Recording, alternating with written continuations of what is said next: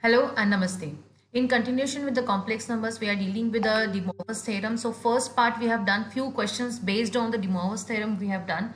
Few more questions are required which are very important questions, and that would give us the De Moivre's theorem, the clear idea about the applications of De Moivre's theorem.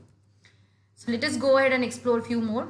So now this particular slide I have already discussed in the first session of the De Moivre's theorem, but purposely I have kept this slide for the people or the learners who are first time visitors for this particular session. All of course, this from the I button you can just take the previous sessions. Similarly, this is the slide purposely I have kept it because few of the formula you might require in the next type of examples.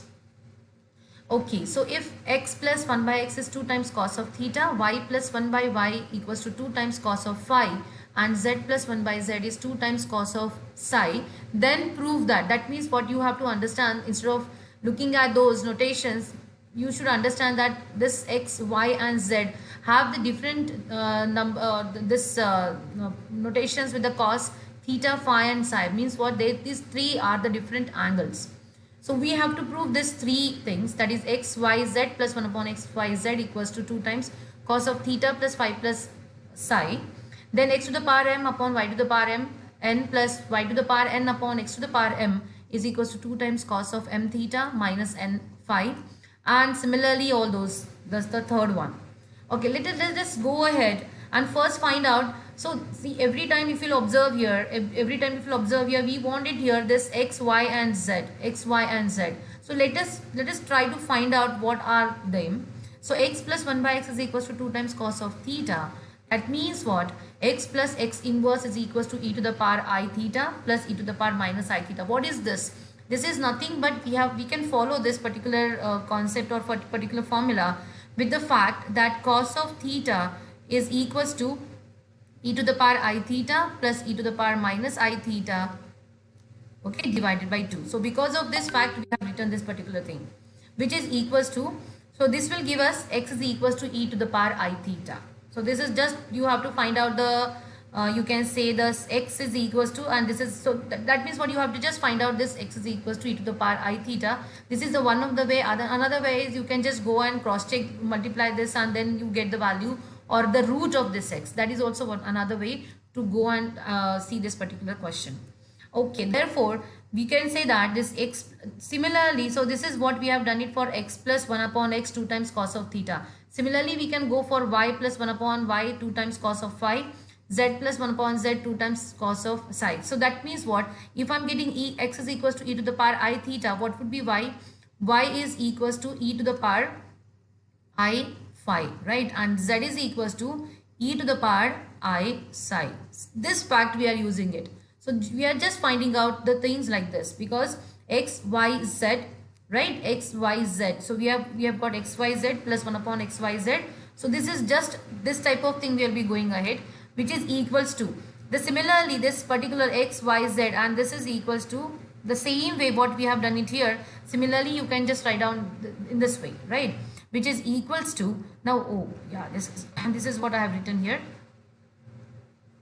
Okay, I have done this animation later on, I guess. So cos of theta is, this is the fact we have used it, the same thing here, which is equals to 2 times cos of theta plus phi plus psi, right? And this is the fact we are getting it from here particular thing. Clear? Okay. Similarly, if you'll observe here, just we will be going quickly for this type of example because they are extremely simple. X to the power m upon y to the power n plus y to the power n upon x to the power n. So x is e to the power I theta to the power m. Then y is e to the power I phi to the power n, and so on. So this is what, if I'll just solve it, so numerator, so the denominator will go in the numerator with the minus sign. So e to the power I phi n will be minus of n phi with the I out. Similarly, this e to the power I theta m will move to the numerator with a minus sign. If you observe here, this is a minus sign and this minus. So we have just taken some adjustment over here for the angles. To just write down the same angle, that is m theta minus n phi and m theta minus n phi. And what is the reason? Reason is we are going to use this particular fact over here to write down this is 2 times cos of m theta minus n phi. This is the fact we are going to get it, and these examples are extremely truly simple. You can go and approach this type of examples by two methods. One is the exponential form. That is what we are doing it now. Another one is just to find out x and y and then just to go and doing it in terms of cos and theta. But this is also one of the way, and which is giving you the answer very fast. Just 1, 2, 3 steps you will be getting the particular prove that part. Similarly, if you observe the same thing here, x to the power m, y to the power n plus 1 upon x to the power m, y to the power n. So we have just putting x is equals to e to the power I theta if you observe, then to the power m, then again. So it is just a law of indices we are using it here. E to the power I m theta plus n phi, because we need to write down m theta plus n phi. We have just done the adjustment by taking minus sign out, and therefore we have got the same thing again with the same identity, that is cos of theta is e to the power I theta plus e to the power minus I theta by 2, because we have done here theta as the same angle. That is the reason we have done this adjustment, just to make use of this particular formula. And this is what for the first question. Second question, if alpha and beta are the roots of the equation x squared minus 2x plus 4 equals to 0, then show that alpha to the power n plus beta to the power n is equals to 2 to the power n plus 1 into cos of n pi by 3, and hence find alpha to the power 15 plus beta to the power 15. So if you observe here, if we will got this particular result, then this would be very simple, because we have to make use of this particular you can say the prove that part to make use of and to prove this particular format just by putting n is equals to 15. Before that we have to go and check this out. That means we have to prove this particular identity. Again, this alpha and beta, the roots of x square minus 2x plus 4 equals to 0. That means what? It is, if I'll do it, minus b. So what fact I'm using it here? Minus b plus or minus square root of b square minus 4ac, right, divided by 2 times a as the root of this x. This is the one of the way. Otherwise, you can just feed this particular x square minus 2x plus 4 is equals to 0 in the calculator and get this roots. Complex roots will also be visible, also be seen on 991EX and ES calculator. If you wanted to go for this particular formula, you can go for this also, because as only the numbers involved, you can go and explore the equation format or equation mode from the calculator. So you will be getting x is equals to 1 plus or minus I times root of 3.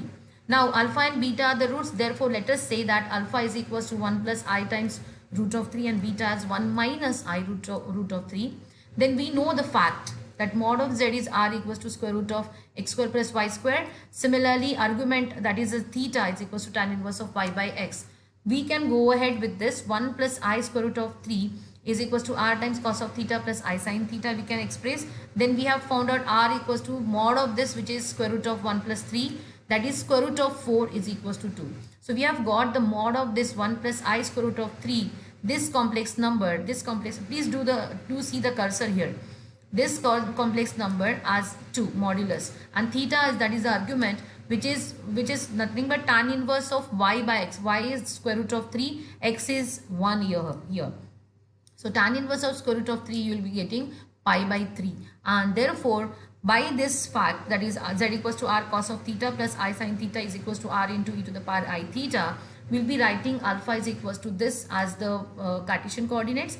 Then this is a polar coordinates, or you can say the polar form of this particular complex number, and this is an exponential form. So we have written here this alpha in terms of the Cartesian, in terms of the polar coordinates, as well as in terms of the exponential coordinates as well, or not coordinates form as well, right? Okay, let us go ahead and so similar, if we have got it here, the alpha, that is the alpha root as 1 plus I square root of 3. So beta is 1 minus I square root of 3. By using the same calculations, we'll be doing the same thing over here for the beta, and we'll be getting beta is equals to this. Please do pause the video here, get it this particular format, whether you are getting this particular format or not, you can just go ahead and check this out. So here we have got the theta as minus pi by 3, and the modulus remains the same, that is of 2. Now again you can make use of, instead of minus pi by 3, you can make use of the positive angle as well. Doesn't matter. You can use both the angles, using any angle, any correct angle, you will be getting the same answer as we are going to get it here in this particular. So alpha to the power n plus beta to the power n, just we are using the exponential, because using the exponential form you will be getting the answers very fast. That is the reason. Otherwise you can just go ahead with this format also. You can go and use this form also to check this out, this particular identity. So but we are going to use it here, exponential form. Okay, so this is 2 to the power n e to the power I n pi by 3 plus e to the power minus I n pi by 3. Just by adding this, again we are using the same fact, that is e to the power I theta plus e to the power minus I theta is equals to 2 times cos of theta. So we have used the same thing over here also, and therefore this is 2 to the power n into 2 to the power, this is 1. So if we'll add these two up, because the base is same, that is 2, so powers, the addition of the powers would happen here. So 2 to the power n plus 1 into cos of n pi by 3. This is what we wanted for this particular thing. So alpha to the power n plus beta to the power n, we have got this fact as this. Now what we needed?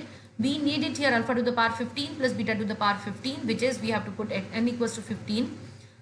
After putting n equals to 15 in both the ways, both the sides here, so 2 to the power 16 cos of 15 pi by 3. Now what is this 15? So this is 2 to the power 16 cos of 5 pi, because this 3 and this is 3 and this is 5 over here.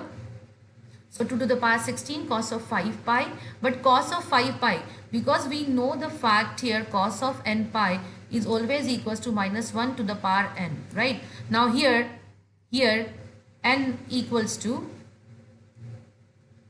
oh, excuse me for this, and n equals to 5 here, and therefore this is cos of 5 pi will give you minus 1 to the power 5, which is equals to minus 1, because minus 1 to the power odd number, power is odd number, and therefore we are going to get this as minus 1.